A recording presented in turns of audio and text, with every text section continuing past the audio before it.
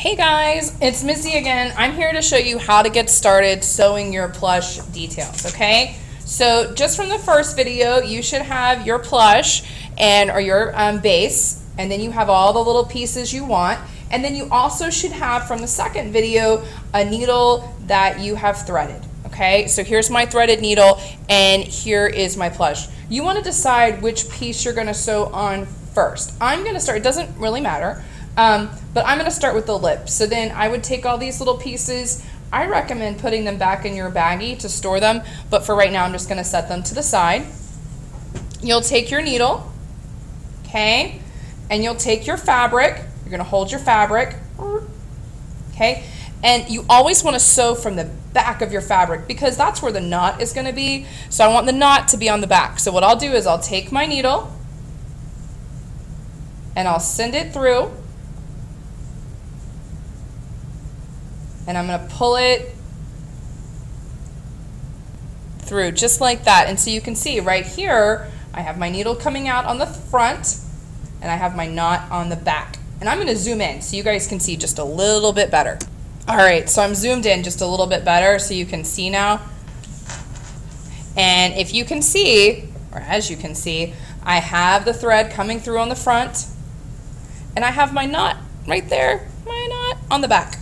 So now what I'm going to do is I'm just going to start sewing, which we call stitching. You're going to make your little stitches, all right? Now I like to make them really, really small. If you make them too far apart, the stuff will come off or it will wrinkle or it won't look good. And it's always tempting. They're like, oh, I can sew faster if I make bigger stitches. But you want your stitch to be small. So I made a nice little small stitch and I've pulled and then you can see it. It's that little tiny black line. Do you see that? Okay. And then I would do it again, and I'm going to go from the back, and then I'm going to push back through the front, okay? This, if you ever wanted to know, the name of it is called a whip stitch, and that's called a whip stitch because you can just whip something together really, really fast. This is one of the fastest stitches you can do, and again, you want your stitches to be really, really small. Okay, and see, I pull. You don't want to pull too tight. You don't want your piece to wrinkle. Take your time. It's not a race to get finished with your plush. And you don't want your plush to look all jacked up. You know, people who do stitches that are too big, their plush doesn't come out looking very, very nice at all. And then they feel bad because they had this really, really great design, but they just didn't sew it very neatly.